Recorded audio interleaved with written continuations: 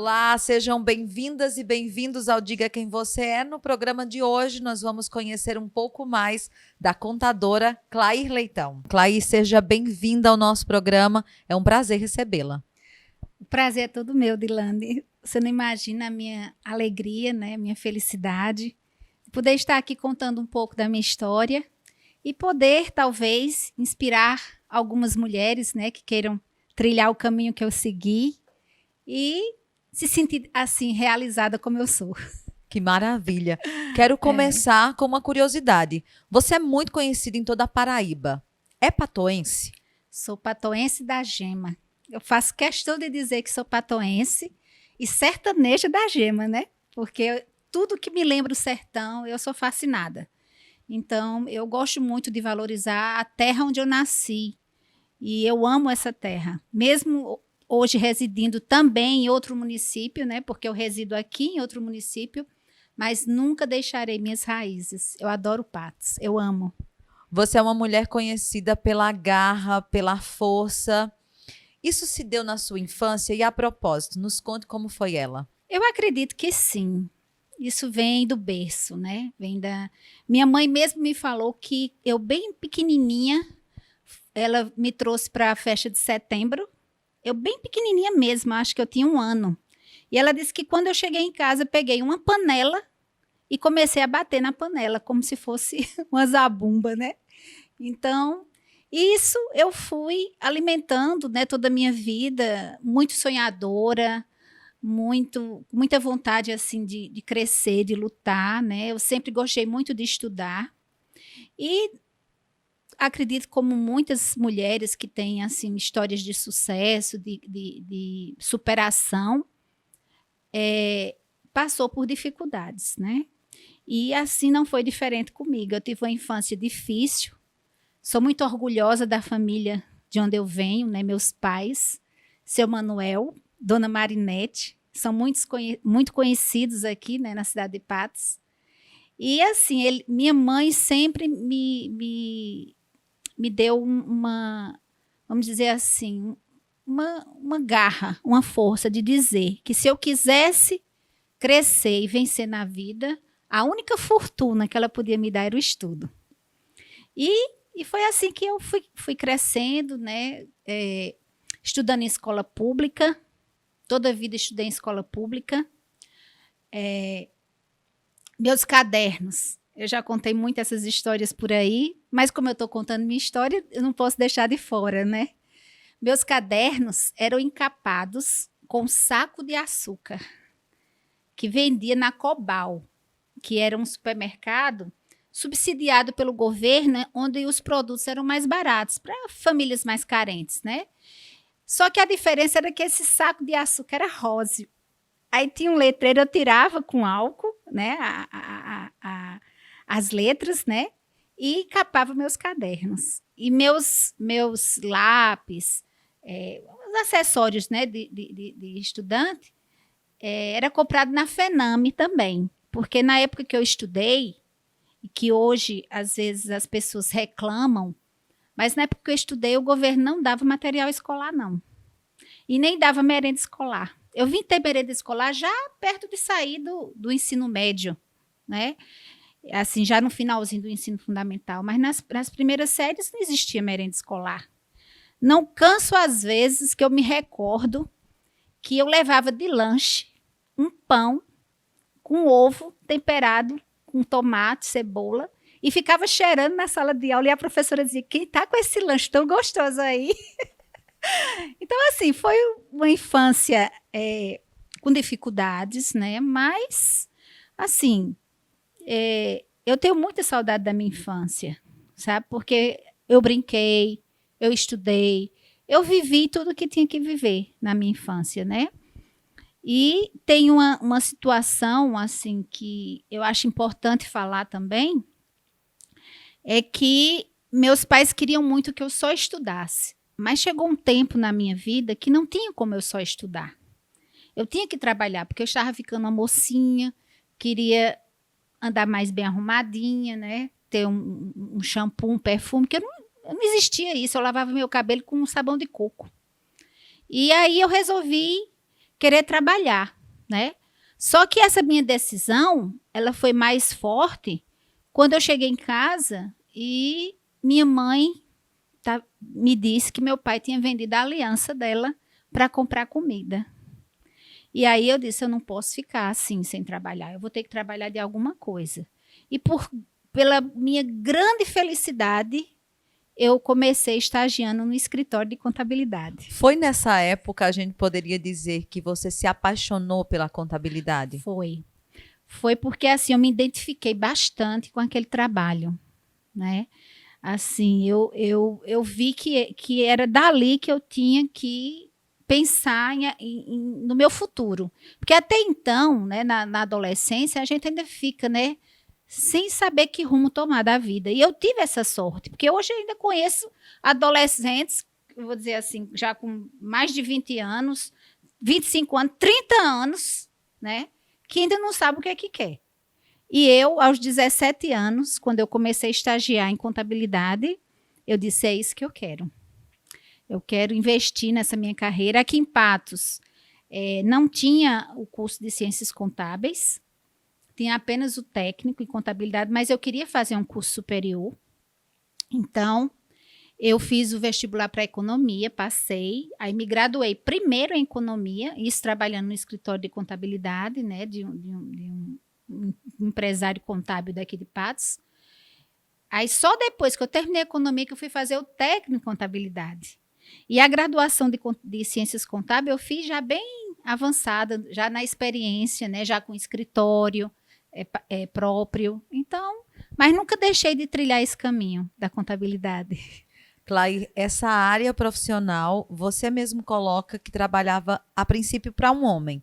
Diversas outras, nessa época em que você começou, também eram áreas restritas masculinas, né? O próprio direito, a própria medicina. Como foi estar num espaço onde os homens também detinham? Assim, a mulher, por ser mulher, né, ela sempre encontra algumas barreiras na sua carreira, né? E não foi o contrário comigo. Aconteceu situações que eu, assim, vamos dizer, pelo fato de ser mulher, talvez não demonstrasse, né, aquela capacidade, aquela experiência. Mas eu tive que provar isso. Eu tive que provar que eu era capaz. E muito jovem, né, muito cedo ainda, eu assumi grandes responsabilidades, né? Fui antes de ter o meu escritório próprio, eu fui gerente de um escritório de contabilidade que só tinha homens trabalhando e eu era a gerente. E eu encontrei dificuldades para comandar nessa equipe, né? Equipe de homens, porque quando eu cheguei lá, eles já estavam. Então, para eles se adaptarem a essa nova rotina deles, foi difícil, mas eu consegui. Consegui e dei muito bem o meu recado, né? Então, mas foi uma batalha árdua, né? Assim, toda a vida existiu preconceito, a gente pode dizer que não, mas existe, sempre existiu, e eu acredito que ainda hoje existe, né? Existe preconceito, mas eu tive a coragem, a força, a determinação de passar por cima disso. É interessante perceber que com isso você também envolveu a sua família, né, nessa empresa. Os seus irmãos também foram levados, a sua empresa é familiar. E aí também foge da máxima que muitas vezes as pessoas dizem que uma empresa familiar não dá certo e hoje você constitui uma empresa de muito sucesso. É o seguinte, o que é que me motivou a ter uma empresa familiar? Eu precisava ajudar minha família, porque, como eu falei, a gente vinha de uma família pobre, né, carente, e quando eu vislumbrei essa possibilidade, né, de eu montar um escritório, de montar uma empresa, eu quis dar oportunidade para minha família. E aí eu coloquei o irmão meu, que hoje é meu sócio, né, Clailton, meu sócio. Depois Cláudia, minha irmã, Cláudia Leitão, que é a diretora de recursos humanos. Meus 3 filhos trabalham comigo, né? Minha filha Tarsila, é a diretora financeira da empresa. Tem o meu filho Tássio, que é o advogado, faz parte do corpo jurídico da empresa. A minha cunhada Itamara faz parte do corpo jurídico da empresa, né? Então, assim, tem outras ramificações também dentro da empresa, mas um detalhe, eu não passei a mão na cabeça de nenhum. Se estão lá comigo, se estão hoje trabalhando comigo, foi pela competência, foi pela responsabilidade, foi pela capacidade de estar lá, né? Até uma cliente minha, que eu tenho muito carinho, Dona Vani Braga, eu fui contadora dela, né, durante a gestão que ela foi prefeita, ela sempre dizia, a sua família é uma máfia. Brincando comigo, ela dizia, meu Deus do céu, onde eu chego é a família toda envolvida, né? E eu sempre dizia isso para ela. Eu dizia, estão porque são competentes. Se não tivesse, não estariam comigo. E eu acho assim que o maior fator e preponderante para que a minha família participe assim da minha empresa, da administração geral, né? Porque todos têm uma função administrativa de direção, é o fator confiança. Porque eu acredito que muitas empresas hoje elas procuram um profissional que tenha essa competência e é difícil de você encontrar alguém em quem você possa confiar plenamente. Então, para mim, isso é fundamental. Se você tivesse que nos contar uma curiosidade da contabilidade, da sua história, né, nesse setor, o que você nos diria? Uma coisa que a gente não sabe. Ai, meu Deus. Não, eu vou contar uma coisa engraçada. Você pode não acreditar. Mas eu sou, atualmente, a Miss Contábil brasileira. Eu tenho certeza que os nossos convidados que estão do outro lado, os nossos telespectadores nesse momento, os nossos seguidores, né, devem estar dizendo Miss Contabilidade. É verdade. Porque eu participei há 3 anos atrás de um congresso, né, só para mulheres, né, um congresso nacional de contabilidade para mulheres, né? E lá houve a escolha de um representante de cada estado. E, na oportunidade, eu fui a escolhida pelo estado da Paraíba. Claro, você vai representar. Eu disse, meu Deus, você vai. Eu digo, tá bom, eu vou por brincadeira, viu? Mas a brincadeira, no final, eu disputei, juntamente com a do Rio de Janeiro, e ganhei da do Rio de Janeiro. A paraibana venceu o Rio de Janeiro. Que maravilha. Então, gente, nós temos um título, tá? Como se não bastasse tantos outros, nós temos o título de Miss Contabilidade aqui na Paraíba. É engraçado, né? Isso é muito engraçado. É uma coisa que eu nunca imaginei na minha vida, né? E Miss já com a idade bem avançada, né? Já mãe de família, avó, mas fui considerada, né? Então, isso é para relaxar, né, Dilane? Sem dúvidas. Clay, a gestão pública é algo muito massificado todos os dias em jornais, notícias, né? E qual é a importância, nessa mesma gestão que nós estamos falando, da contabilidade nesse processo? A contabilidade, eu digo assim, que é fundamental, né, para a credibilidade da gestão. Porque é através da contabilidade, onde os registros são feitos, onde as informações são minuciosas, é onde a gente consegue assim divulgar, né, a fidelidade das informações, mensurar, né, registrar. Então, hoje em dia a contabilidade ela tem um papel fundamental, porque é através dela que a sociedade toma conhecimento, né, dos atos de gestão, né? Então, tem a lei de responsabilidade fiscal, que ela veio assim dar um formato até acentuar mais ainda a importância da contabilidade, porque a lei de responsabilidade fiscal ela veio um manual de conduta da administração pública, é um manual de ética. Então é através dela que a gente vê o espelho da gestão, se aquela gestão está cumprindo aquelas normas, se está obedecendo, se está dentro dos parâmetros, se está dentro daqueles índices obrigatórios, né? E a contabilidade ela tem esse papel fundamental, porque somos nós, contadores, que damos as informações para os órgãos de controle. é o nosso trabalho que informa um Tribunal de Contas tudo que se realizou naquela gestão, as receitas que foram arrecadadas e os gastos que foram realizados. Então, a gente não só informa ao tribunal, a gente informa a Secretaria do Tesouro Nacional, a gente elabora as prestações de conta dos recursos de transferências voluntárias, que nós chamamos de convênios, né? A gente faz esse levantamento.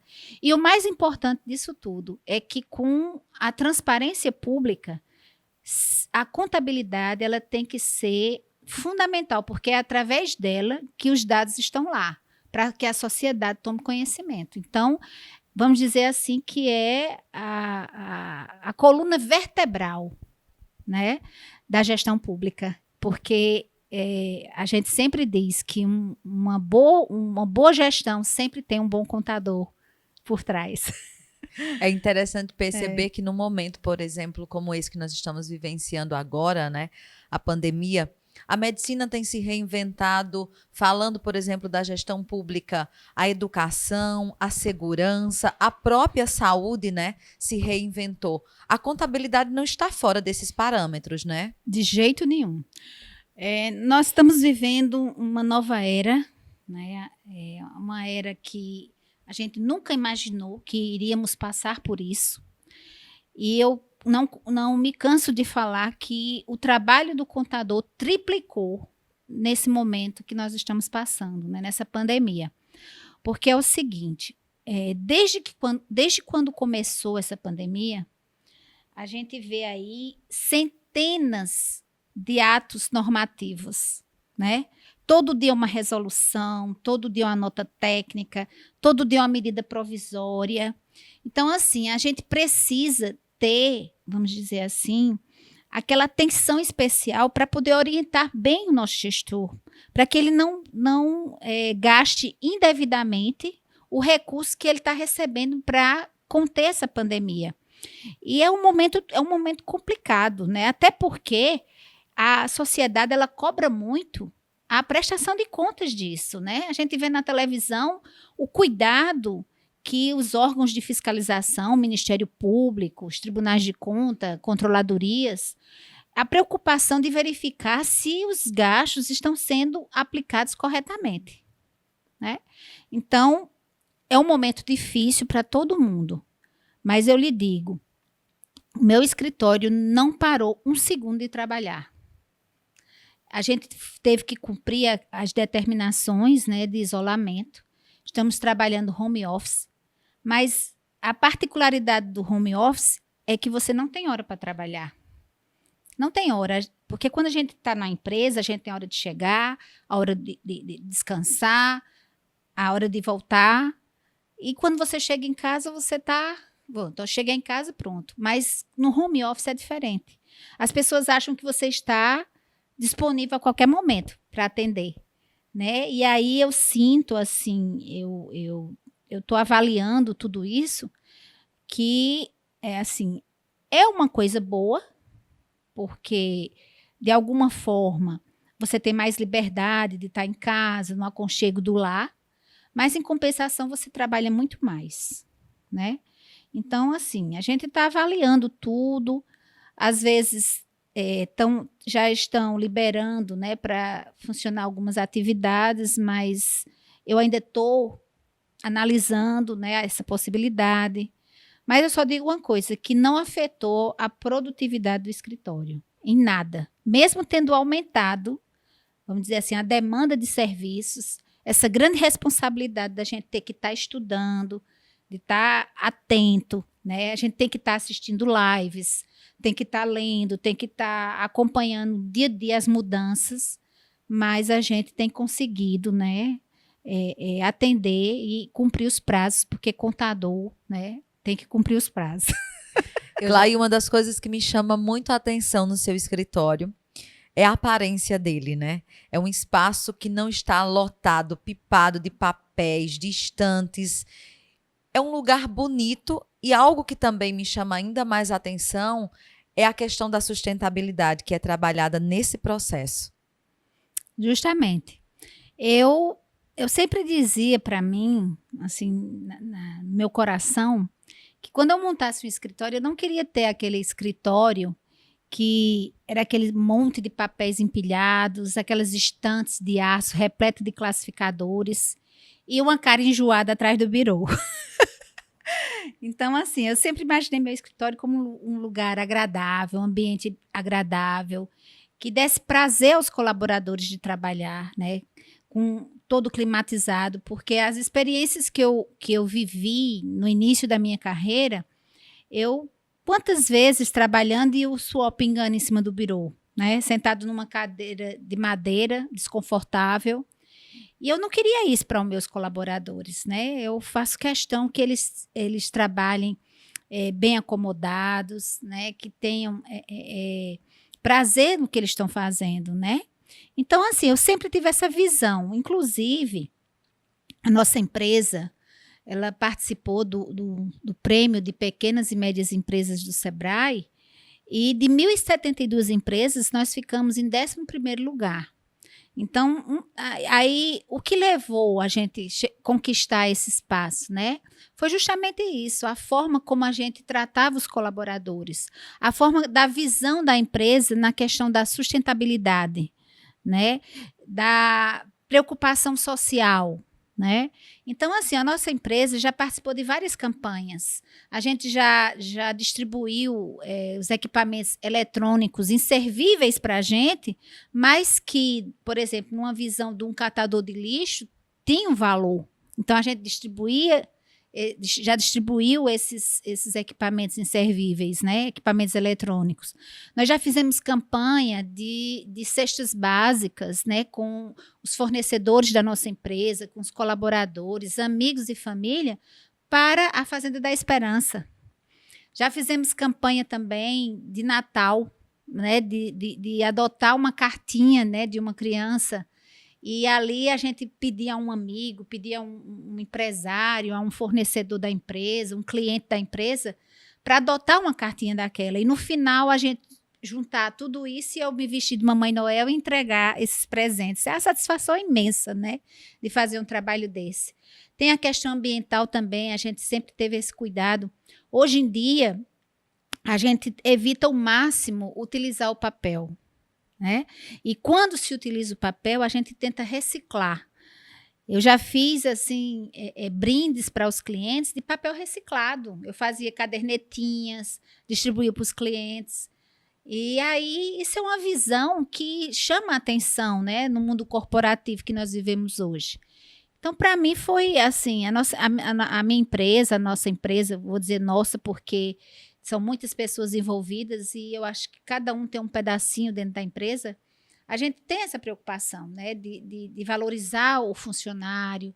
Eu já fiz momentos de descontração na empresa, oferecendo beleza, né, para as funcionárias, ginástica laboral, acupuntura, lanches saudáveis, né?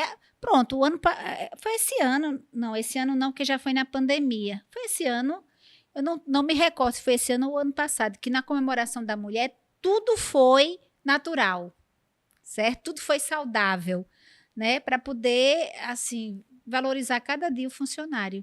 Então, assim, eu sempre tive essa visão. E outra coisa também que eu queria deixar aqui, eu já ganhei um prêmio do Sebrae, Mulher de Sucesso, foi no ano de 2012, né? E de lá para cá, eu acredito que eu ainda cresci muito mais, né? Me desenvolvi muito mais. Uma coisa que eu sempre gostei de fazer foi estudar. Eu acho que desde quando eu comecei a estudar na minha vida, eu nunca parei. Até hoje eu estudo. Estou concluindo agora uma outra pós, né? Porque eu já tenho 6. Então, estou concluindo uma outra pós. E eu acho que quem é um profissional que tem assim a responsabilidade de estar atualizado, ele não pode deixar de estudar nunca, né? Então, é isso aí. Esse é um dos motivos que a sua empresa também trabalha a questão da incubadora. Eu vejo que tem muitos incentivos lá dentro, né? Correto. Isso é uma coisa que a gente nunca nem divulgou, mas a gente tem a nossa política, né, de classificação dentro da empresa. Então, a gente começa com estagiários, né? A gente oferece estágios, né? E depois, aí, daquele estágio, se a gente vê que aquele estagiário tem aptidão, né, tem qualificação para continuar no ramo da contabilidade, a gente investe naquele estagiário e chega, inclusive, a oferecer uma bolsa de 50%, porque a gente já pegou estagiário do curso de administração, que não tinha, assim, não estava ligado à contabilidade, mas a gente via que ele era um potencial contador no futuro. Então, a gente oferece essa proposta. Você quer ser contador? A empresa dá 50% de bolsa. E assim a gente já tem vários contadores na empresa que foi através desse incentivo que se formaram e hoje são profissionais dentro da empresa. Então, isso aí, para mim, também é uma coisa assim que eu tenho muito orgulho disso, né? De poder valorizar, de incentivar para que aquela pessoa se torne. E eu ainda digo mais, não só dentro da minha empresa, mas nas próprias prefeituras que eu trabalho, muitos funcionários públicos que trabalham diretamente com a gente terminam gostando da contabilidade e vai fazer contabilidade. Então, eu acho assim que é uma motivação que a gente leva para onde a gente está, onde a gente está atuando. E eu sou muito feliz por isso, né? A contabilidade é a minha vida, né? Eu sempre é o que eu sei fazer, que eu sempre fiz, né? Já fui defensora da classe, já fui conselheira do CRC por 2 mandatos, né? Já fui vice-presidente da área técnica, coordenadora de controle interno do CRC Paraíba. E, assim, eu sou muito feliz por tudo isso que eu já fiz, né? Porque eu sempre estive nesse meio, sempre estive no meio da contabilidade. E eu espero que Deus me dê ainda força e coragem para continuar ainda por algum tempo. Sabendo que inspira muitas pessoas no seu ramo de profissão, no setor profissional, como você se sente também sabendo que a sua filha segue os seus passos? Eu feliz, né? É tão bom quando a gente consegue transmitir isso, né? Minha filha hoje é um braço forte da empresa, né? Que ela cuida da parte financeira da empresa e ela quis seguir essa área de contabilidade. Então, eu me senti completamente realizada, feliz, né? Por isso. E ela hoje é meu braço forte, me ajuda bastante e eu espero que ela tenha, né, essa capacidade de continuar trilhando esse caminho que eu trilhei por toda a minha vida. Eu acredito que ela vai também seguir em frente, né, como eu segui. Sou muito feliz e realizada por isso, orgulhosa. Clay, se você tivesse que dar um conselho para os gestores com relação à contabilidade, o que você diria? Ainda mais sabendo que nós estamos num ano eleitoral, num ano de pandemia, né? Tudo isso engloba um novo cenário. Eu acho que a política, ela não é mais como antes, né? As coisas mudaram e muito. Eu posso dizer que eu tenho uma experiência de mais de 30 anos dentro da contabilidade. E eu já vi de tudo, né? Já passei situações de toda espécie, de toda natureza. Mas hoje eu vejo que a política, ela só tem espaço hoje para quem quer trabalhar de forma correta, de forma certa, né? Que ele é apenas um administrador da coisa pública, ele não é o dono. Então, quando você é administrador de uma coisa, você tem que mostrar o máximo, né, para que veio, né? Então, a gestão pública hoje ela é diferente, não é como antes, né? É muita cobrança da sociedade, muita demanda também. Às vezes a gente vê tantas promessas, né? Tantos políticos fazendo promessas e promessas, e a gente fica assim observando e diz, meu Deus, não vai conseguir fazer tudo isso, porque uma coisa é você está prometendo algo que você não conhece. E quando você chega lá, se depara com o quê? Com heranças, né? Com dificuldades, né? Que vêm de anos e anos, né? Que você às vezes pega um município que já vem completamente endividado, você pega um município que já está, vamos dizer assim, completamente comprometido o recurso com folha de pagamento, então com dívidas exorbitantes com a Previdência. E às vezes você se sente assim, não consegue realizar aquele projeto que você tanto buscou, mas que também não há mais lugar para aquele político que não tem compromisso, né? Então, eu dou esse recado. Eu acho que o gestor ele tem que saber que ele vai ter que ser apenas um administrador da coisa pública. Eu acho assim, na minha opinião, eu sei que tem pessoas que às vezes fazem uma boa gestão, que não tem talvez um conhecimento, vamos dizer assim, não se preparou para aquilo. Às vezes dá certo, mas eu acredito que na grande maioria, para se chegar a ser um administrador, teria que ter pelo menos um mínimo de conhecimento em gestão pública. Né, de saber como tudo isso se processa, de saber como vêm os recursos, de saber como aplicar os recursos, quais são as obrigatoriedades, né? Então, é esse o conselho que eu dou para quem quer ser gestor, né? E outra coisa, o gestor ele tem que atender os anseios da sociedade, né? Porque às vezes tem gestor que quer ser prefeito para fazer o projeto dele e muitas vezes não leva em frente o que a sociedade quer. Às vezes a sociedade pede tão pouco, né? Pede tão pouco e ele não consegue atingir o que a sociedade quer, o que a população quer. Então, se aquele gestor que quer fazer a coisa certa, direito, e ainda atender aos anseios da sociedade, ele tem tudo para fazer uma boa gestão, no meu ponto de vista. E escolher uma boa contabilidade também. Sem sombra de dúvidas. Já vimos nessa conversa que a contabilidade, como você mesmo coloca, é um pilar fundamental para que as coisas consigam funcionar da maneira correta, né? A sua empresa já recebeu diversas honras ao mérito, menções, diplomas, certificados. Nós já falamos aqui de ética profissional. É exatamente a esse pilar que você daria a respeito de receber tudo isso? Justamente isso. Eu acredito que a minha empresa hoje está de pé, que ela continua no mercado, que ela continua fazendo um bom trabalho, porque eu sempre prezei por isso. Eu sempre prezei pela ética, pela responsabilidade, pela aplicação correta dos recursos da sociedade, né? Então, assim, eu não sou aquela profissional que fica arrumando jeitinho. O negócio tem que ser como é para ser, como tem que ser. Né? Às vezes a gente se torna até chato de tanto dizer, não pode fazer isso. Não, mas por que fulano faz? Você vai cair dentro de um buraco porque fulano faz? Eu mesmo não vou cair dentro de um buraco porque ciclano faz de um jeito, e outro faz de outro, e você quer seguir aquele jeito que não está dando certo. Então...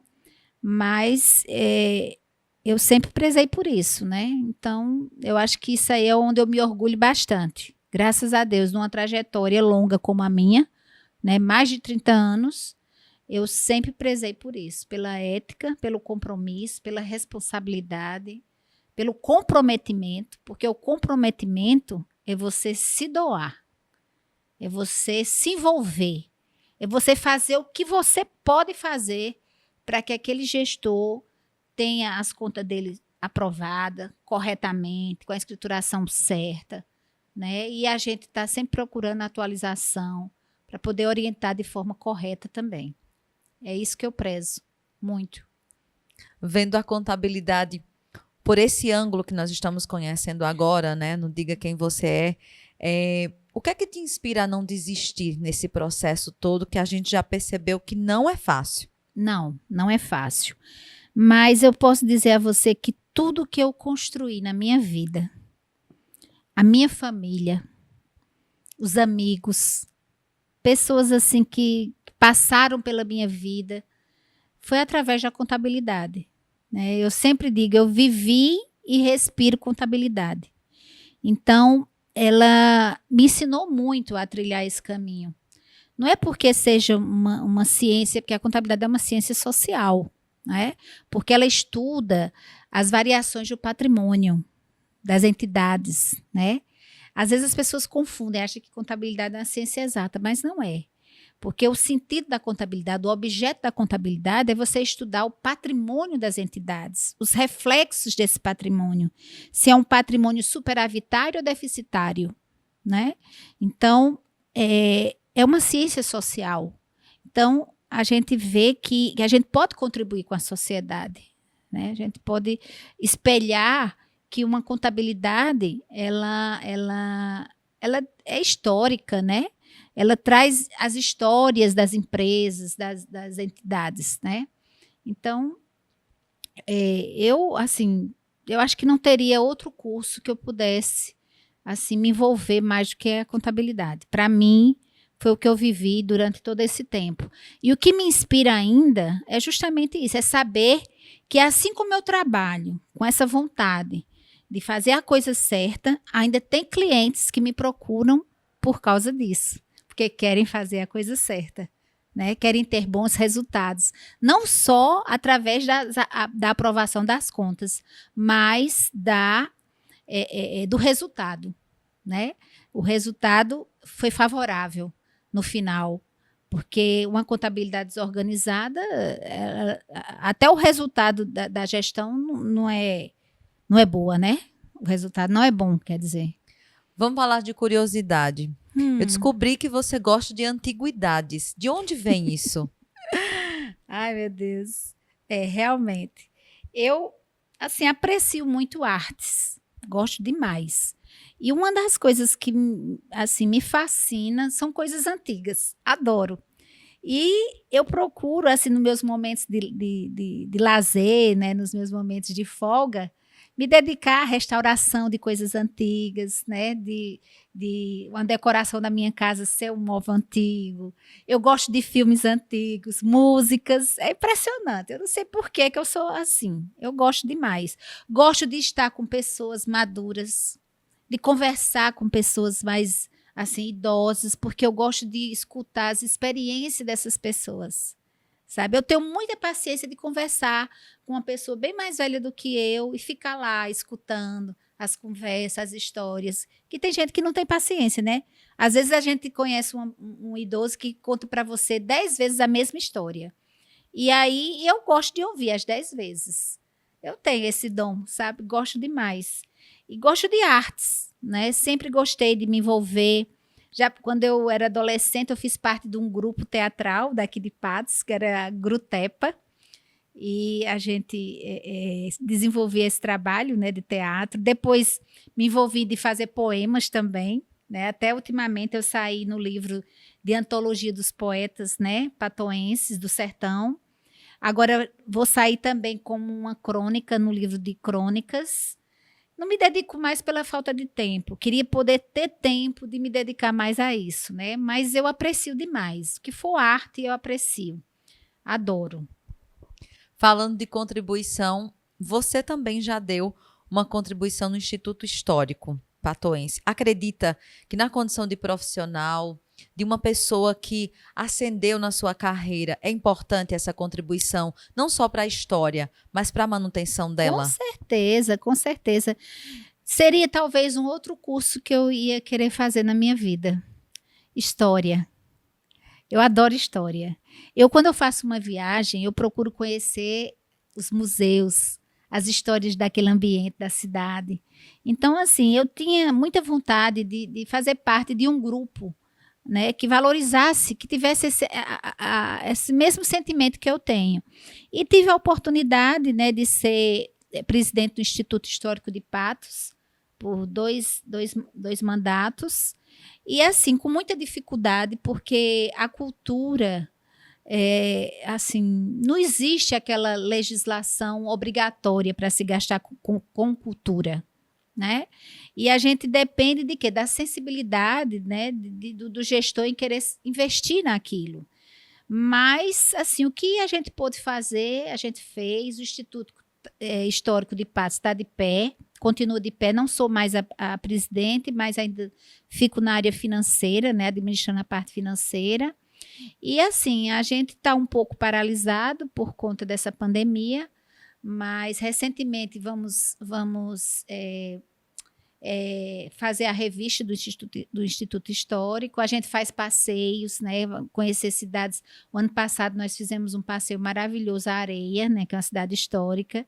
Estava previsto esse ano a gente conhecer, fazer o circuito de São Miguel de Itaipu, que é a cidade que eu moro, que tem muitos engenhos lá, que fica vizinha a Pilar, que é a cidade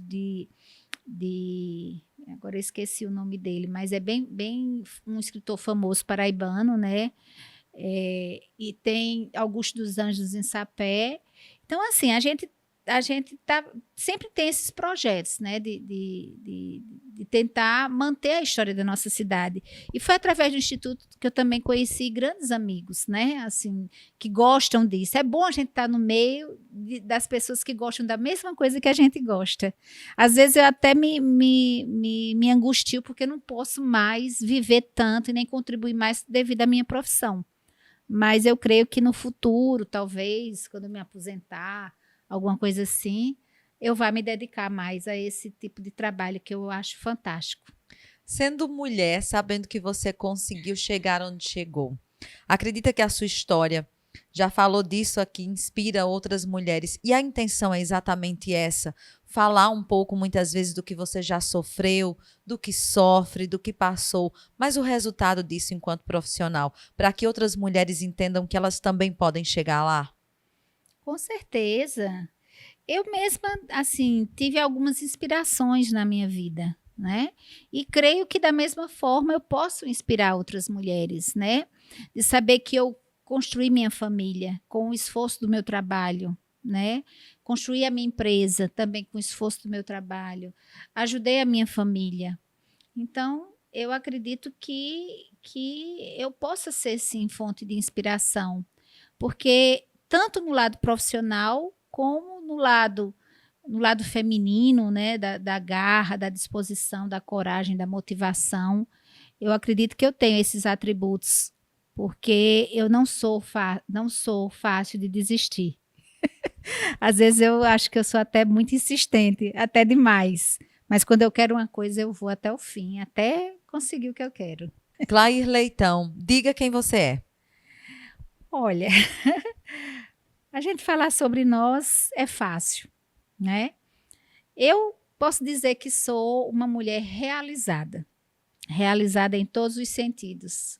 Sou realizada como profissional, né? Porque tive uma carreira dedicada, né?